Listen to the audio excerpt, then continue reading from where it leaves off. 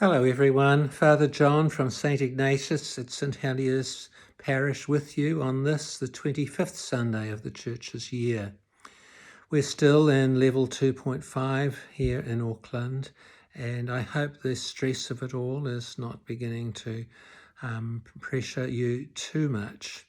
Talking with the children around St Ignatius, they're all happy to be back at school and they're all looking forward to the holidays.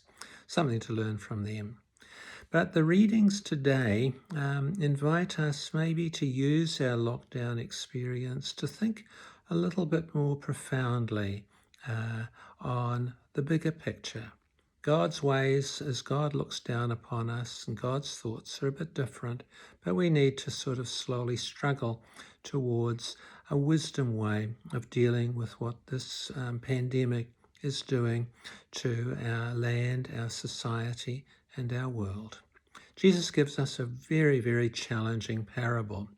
You might remember last Sunday we were reflecting on a king who had a man who was in debt to him to an unpayable amount, and he forgave him his debt.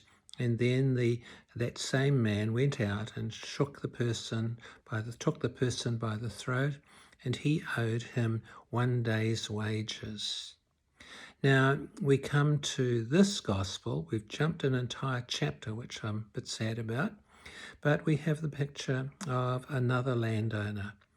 In this case, however, the background is this. The imperial Roman policy was to tax the land and the people on the land to the point of almost no survival. So to pay the taxes meant that you just stayed alive. If anything happened and you were unable to stay up there, then you went into debt. And the end point of debt was that you forfeited your ancestral family land and you finished up standing in the marketplace, destitute, and hoping that someone will give you a job and you can feed your family for the day. That's the background. See behind it mothers, children, grandparents. See behind them also the disabled, the elderly, those who cannot work. They're all there in the background. Anyway, the landowner goes and he agrees. He makes an agreement with the first workers, and off they go for a denarius, which is the term for a full day's wage. And then he goes out again and again and again and sends everybody that he can find into his vineyard. If you count up 2 for each time, there's at least 10, but this looks like a big operation. And then the challenging part comes when he asks his bailiff to pay them all the same wage. Now, on the one hand, you can see the generosity of the landowner. Even if he is the sole decider of what's what, he sees everybody getting enough to feed their families for the day. But there's another group of the first early workers who said, why, we've borne the burden of the day, why should we get paid the same?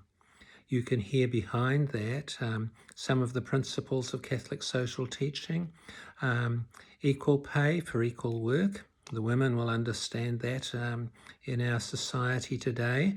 And so that at that point, what we're looking at also is the right to work and the right to security or social security, name it what you want. So in this background, we find the landowner saying to those who were jealous, says, why do you look on them with an evil eye? Why do you not rejoice that they are going home with enough to feed their families today? If you went home with just enough to feed your family and those people remain desperate in the village square, what good is that? And so Jesus invites us to reflect that what God is like is somebody like a landowner in a sense, but somebody who has the good and the care of all of us at heart. That transcends the mere monetarist economy that we're used to. It may be also to raise up another point in Catholic teaching, a truly living wage, where people could live truly on what they earn. Not that they grow rich, but that that there is enough to feed their children on the table and have a decent, if simple, life. So Jesus invites us today with this very simple parable to look out on our world.